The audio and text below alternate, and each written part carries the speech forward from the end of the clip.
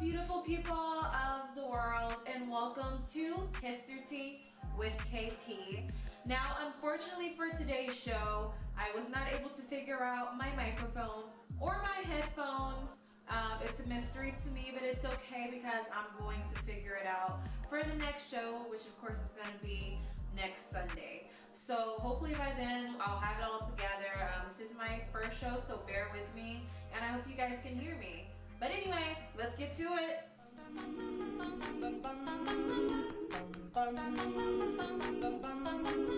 Mr. Sober, bring me a dream, make him the cutest that I've ever seen.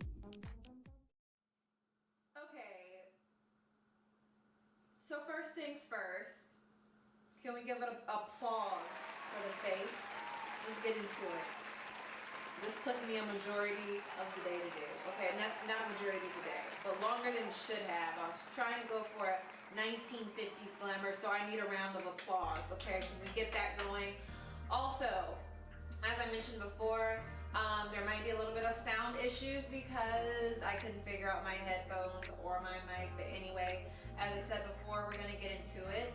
I also just want to say thank you to everybody who appreciated my efforts enough to go ahead and follow my page. This is something I've been wanting to do for a while, and I'm just now actually putting it, or actually starting to put effort into it, trying to get followers, trying to get people to actually watch. And so this is a big deal for me to put myself out there. Those of you who know me know that I'm usually pretty quiet. I'm not the type to put myself out there for people to pay attention to. So this is huge. And so for everybody who followed me, who shared my Instagram page for History Tea, I just want to say thank you because you guys are amazing. I'm only in the beginning stages, but I'm hoping that eventually my followers go from 40 something to 40K. Maybe that's a stretch, but I'm gonna believe it and we're gonna do it, and with the help of you guys I'm gonna get there. So I'm keeping the faith and we're gonna get into this. So today I'm coming to you with some piping hot tea. Welcome to today's episode of History Tea. So from now on you guys can expect to hear my podcast every Sunday. Yes, every Sunday. Originally I was planning to do 2 days a week. I realized that's not gonna work yet.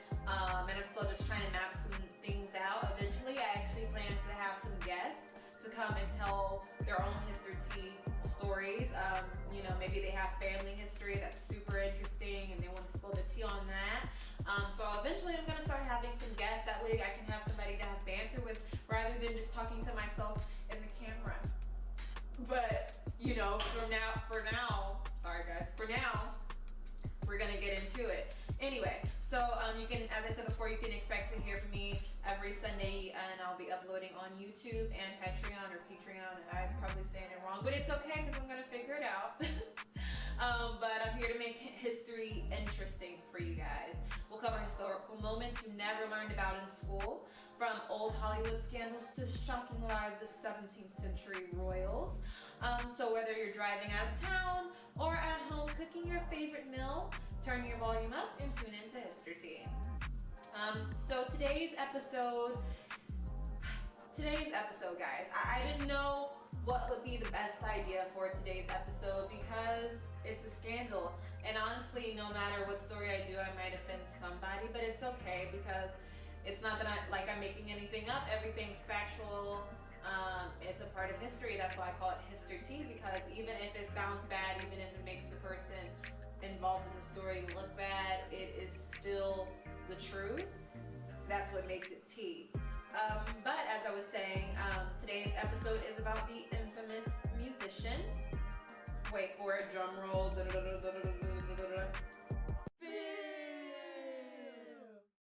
Jerry Lee Lewis. Okay, for some of you guys around my age, you probably have no clue who this man is. Like Keke Palmer said, I don't know this man, never seen this man in my life. I'm sorry for this man, I don't know who this man is. I hate to say it, I hope I don't sound ridiculous. I don't know who this man is. I mean, he could be walking down the street, I wouldn't know a thing. Y'all probably don't know who that is. If you maybe grew up around my grandmother's time, you probably, who Jerry Lee Lewis, can't even talk. But you probably know who Jerry Lee Lewis is if you grew up around the time of my grandmother. And then if you were around when they made the movie, when my mom was probably in her early teens, early 20s, then you probably know who Jerry Lee Lewis is. But let me just explain a little bit who Jerry Lee Lewis is. So Jerry Lee Lewis actually rose to fame as a musician at the age of 19. He's most well known for his song Great Balls of Fire, which later became a movie called Great Balls of Fire,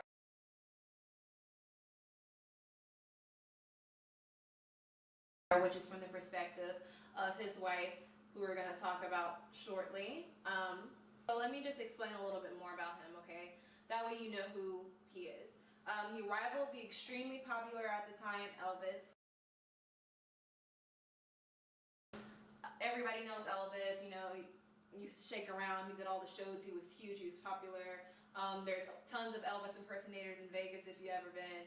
Everybody knows who Elvis is. But at that time, that was his competition. Elvis was the hottest thing out. He was rock and roll to the core. Even though we consider rock and roll to probably be something different now, back then, that's what rock and roll was. That's what was getting the teenagers all riled up and a tizzy. And a tizzy, as they would have said back then. But that's who his competition was. So it was Elvis versus Jerry Lee Lewis. Maybe Elvis didn't pay too much attention to Jerry Lee, but Jerry Lee definitely paid attention to Elvis, and he made it a competition. So, however, his career would never be able to reach the status, the height, the fame as Elvis's did, due to a scandal after his marriage. Now you may ask, why on earth would a marriage be the downfall of a successful artist? Well, it's simple. Number one, he was 25 years old, and Jerry's new bride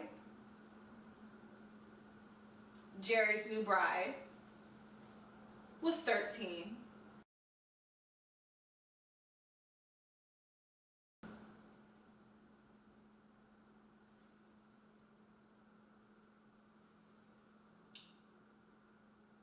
She was 13.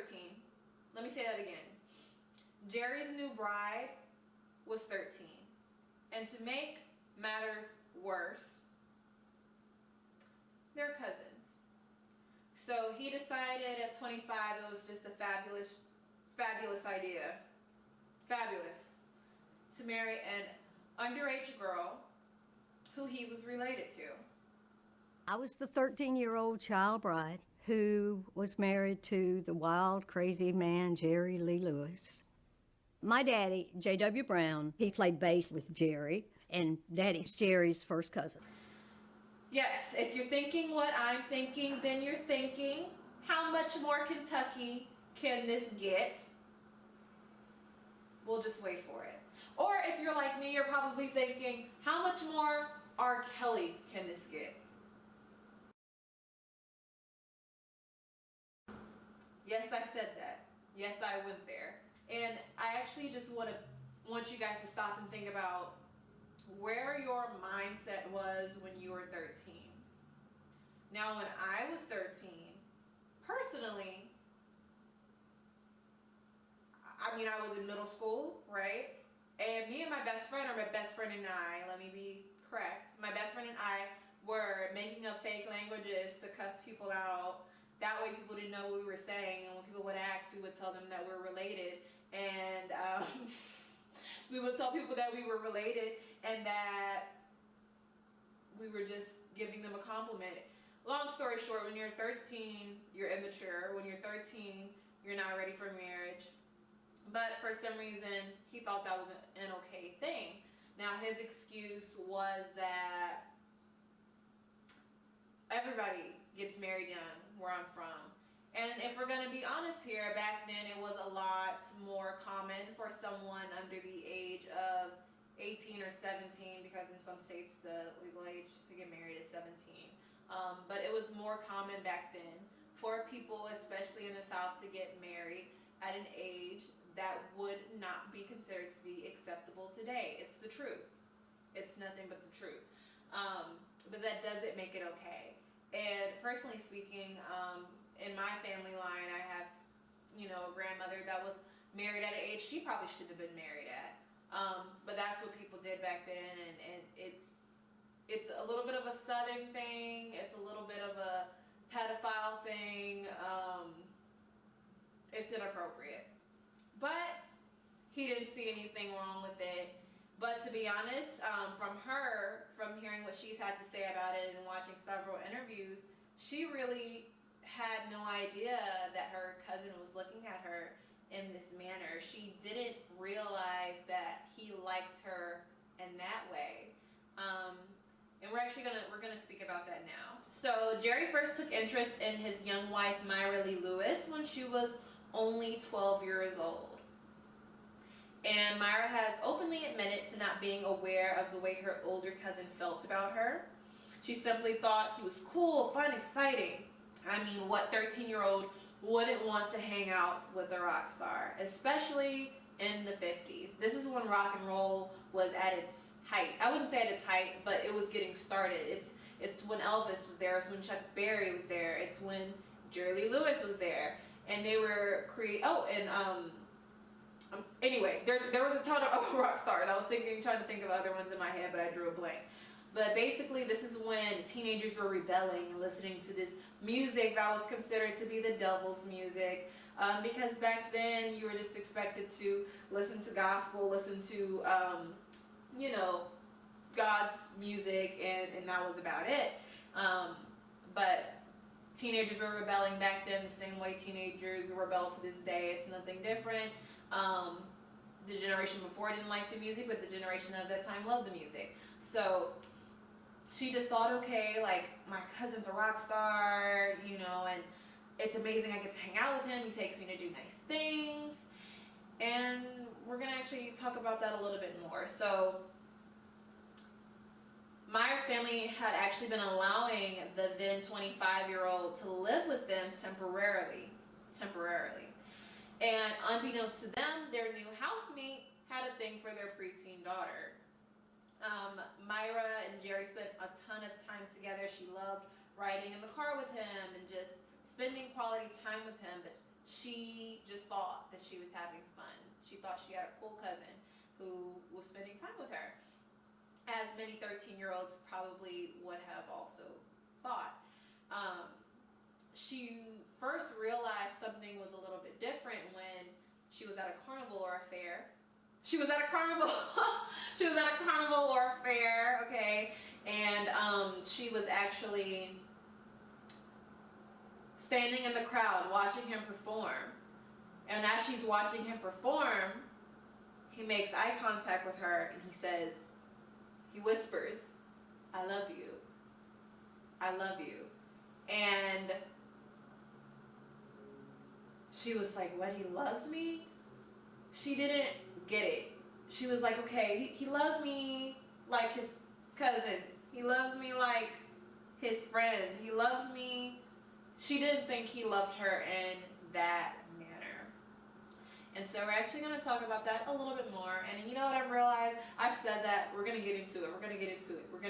I've said it like 12 times. I promise you guys I'm going to cut it out. Alrighty. But that was the first time she realized that he actually had feelings for her. But she wasn't really sure how to grasp it. And this is how the marriage actually happened. We're going to speak about that now. Okay, so as far as the specifics of the marriage go, basically one day they were going for a drive. Jerry did not tell Myra where they were going. And once they made it to the chapel, he said to her, "I love you, and we're going to get married." And she said, I don't want to get married. I'm not ready to get married. I want to get married to you one day, but just not now. And so they had a bit of an argument in that moment. Okay, so as far as the specifics of the marriage go, basically one day they were going for a drive. Jerry did not tell Myra where they were going. And once they made it to the chapel, he said to her, you know, I love you and we're going to get married. And she said, you know, I don't want to get married. I'm not ready to get married. I want to get married to you one day, but just not now. And so they had a bit of an argument in that moment. It is, and I looked at it. It said Jerry Lee Lewis and Myra Gale Brown. It had marriage license at the top. I said, Jerry, I'm just a kid. He said, no, you're not. You're a grown woman. No, I'm not. I was a little more mature than Jerry was. And eventually he convinced her to just go ahead and do it. And so they ended up getting married in that chapel. And they went back home as if nothing ever happened. They went to her family home, which is where he had been staying. And they didn't tell the family for quite a long time. Or not a long time, but like a week or so. They didn't mention anything. And when her family finally found out, her father lost it. He lost it. And he just could not believe, and he's been quoted saying this, or heard saying this. It's in an interview where he says, you know, I just couldn't believe he was looking at my 13-year-old daughter that way. Couldn't believe it at all. And then he actually ended up getting a gun and going looking for him. And he wasn't able to find Jerry and actually do what he was attempting to do. But he was very upset about it. But I found some rice in their clothes. In Big Myra's giveaway. clothes. Yeah, that was a big giveaway there. And I said, I'm taking my gun, I'm going up there and I'm going to kill him. I said, I was so mad to think that my cousin had married my 13-year-old daughter. That was enough to make anybody mad. However, eventually they got over it. They weren't as upset anymore, and they said, okay, well, you guys are married now. It's time for you to move in with your husband. So they helped their 13-year-old child pack up her clothing to go move in with her new husband. But the very interesting, very sad part about this is that she didn't have any luggage to pack her clothing because she had never really been anywhere to need any luggage. And so they folded her clothes up and packed everything, and they put it inside of her dollhouse. Her dollhouse. Because at 13, she was still playing with dolls. Some 13-year-olds, at least not in today's day and age, they don't play with dolls anymore.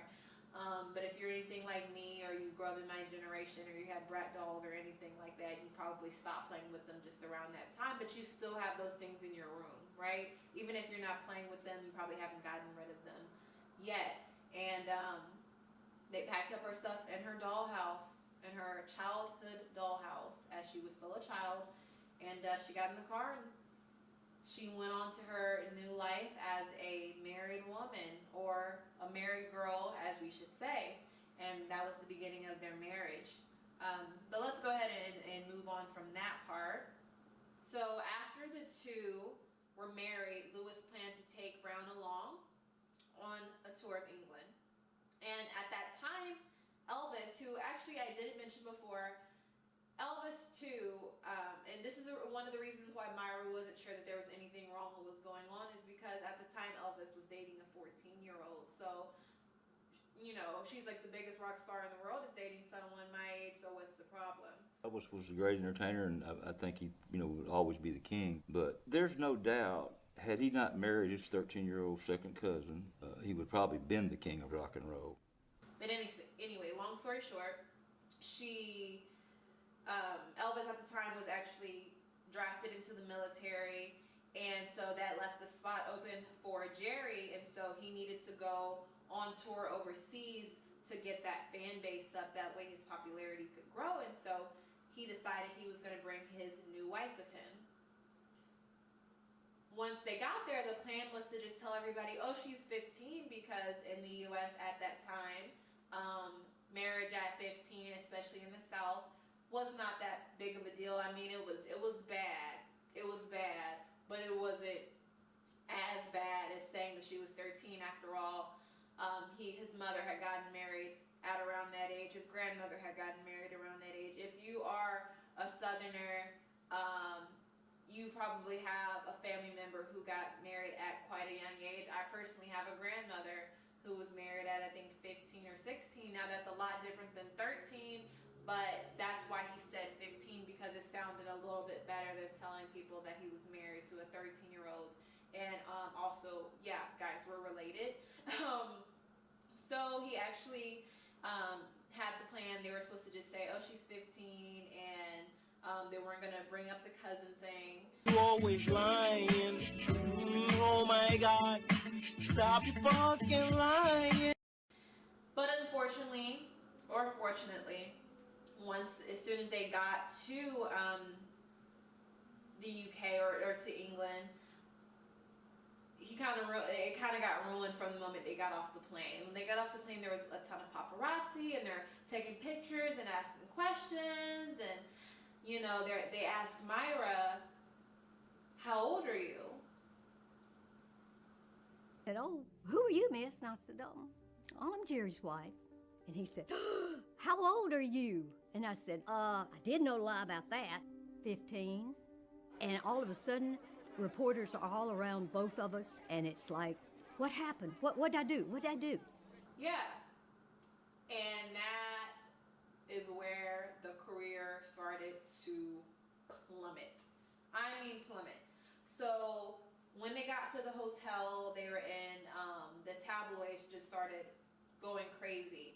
After a day or two there, people started to find out that she was 13, and also that she that they were related, and they wanted him out of the country. His concert that he went to was fairly empty. Very few people actually showed up to it because they were really disgusted with his actions, disgusted that he would marry someone that's 13, disgusted he would marry someone that's his cousin. And basically they ended up having to leave, and that's when the downfall of his career began. Is that one day when they got off the plane for the tour. The wrong thing came out of Myra's mouth, and it just ruined everything. I guess the wrong thing didn't really come out of her mouth, but it just made it bad. It made it really bad. Even though it was bad, they were supposed to try to hide it, and hiding it ended up not working.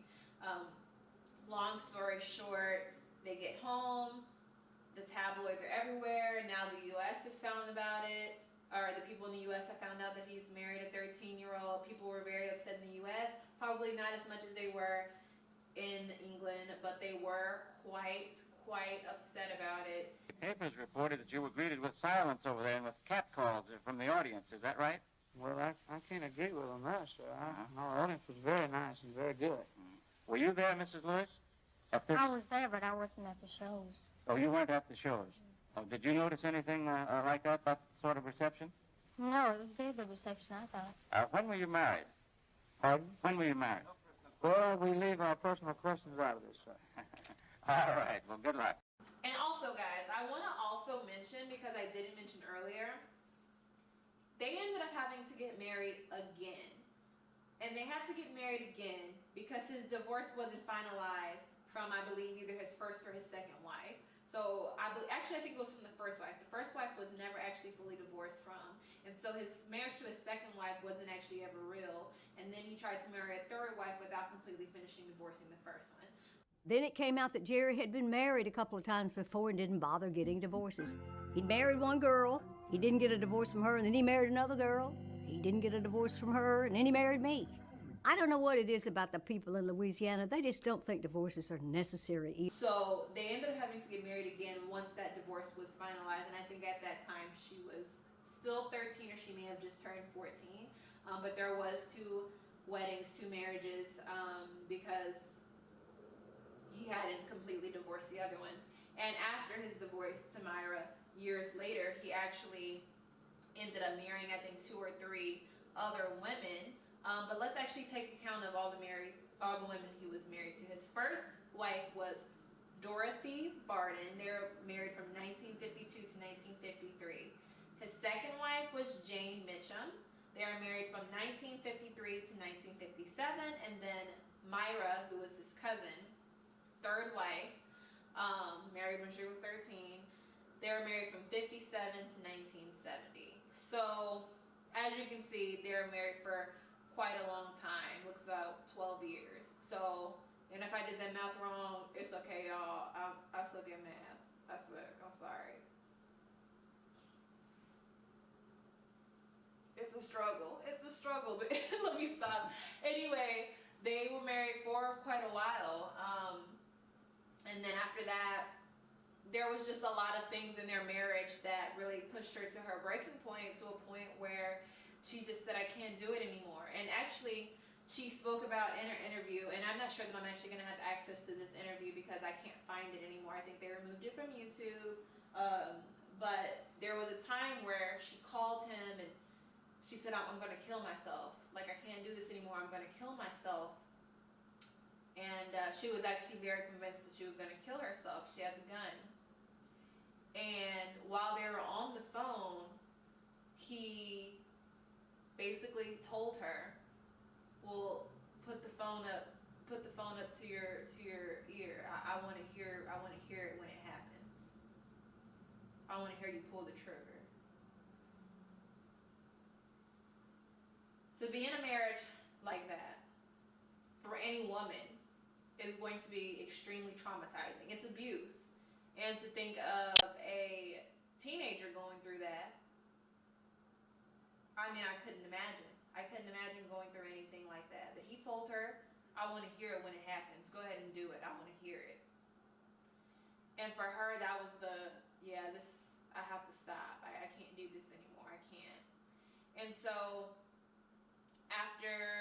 then they actually had children as well.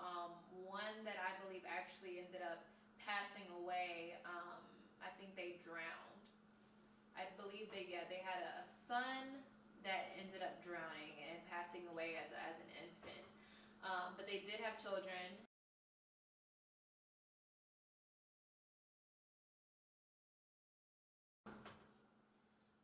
Long story short, guys, he's been married about 7 times. His daughter with Myra actually ended up being in a girl group with some other country musicians' children. Now, I do want to mention that after the marriage, Jerry was pretty much forgiven by the country community.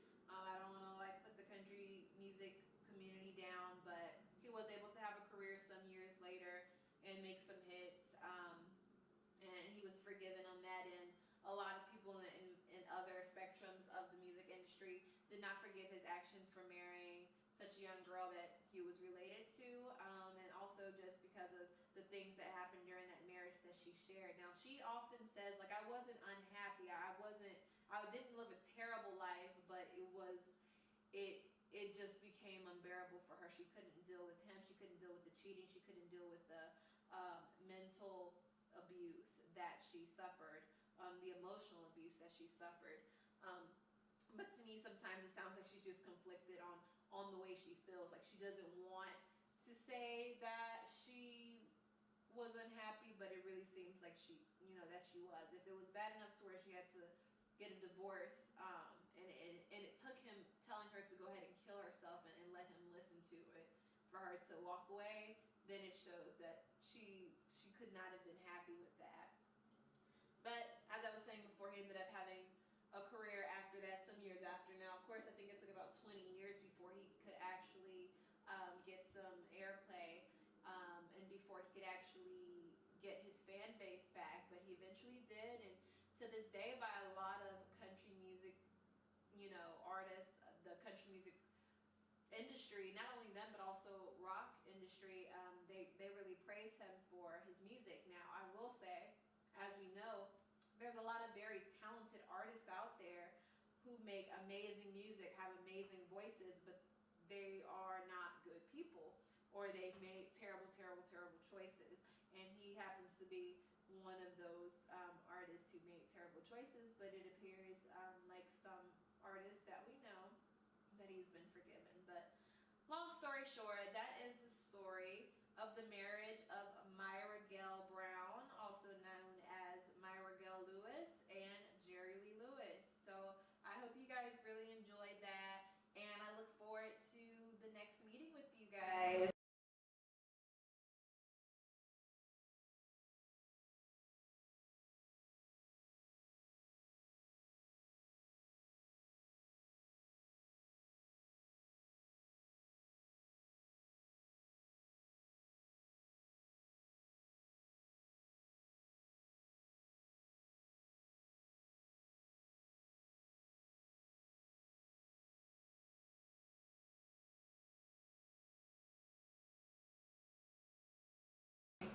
Thank you, number one, for tuning in. Thank you for listening. Thank you for supporting me.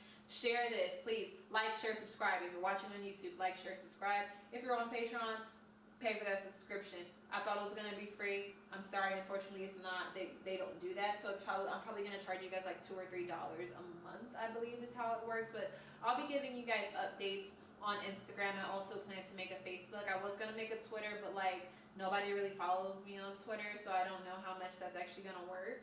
So I'm gonna try to go on Facebook because I feel like what I'm doing, it doesn't necessarily like aim towards people my age, but maybe people a little bit older. Now there's gonna be people my age who's interested. Most of my followers on Instagram are around my age, but I noticed that, and I've always noticed that I kind of have an old soul, and I like older things.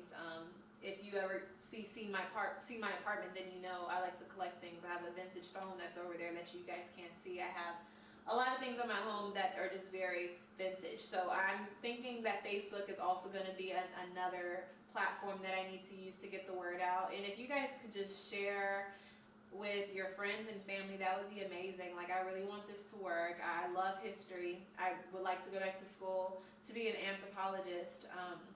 But anyway, those are my updates that I want you guys to subscribe to my YouTube. I want you guys to go ahead and find me there, and I'll be sure to actually share this with everybody. That way they can share it with their friends and family. And from now on, we'll be meeting on Sundays. But you get what I'm saying. I'll be uploading every Sunday. That way you guys can get the tea on history scandals. And I hope that every time you guys are learning something new. And if you don't learn something new, that at least you enjoy my storytelling. So thank you guys so much for the support. And I'm thankful. And I hope to hear from you guys soon. Bye.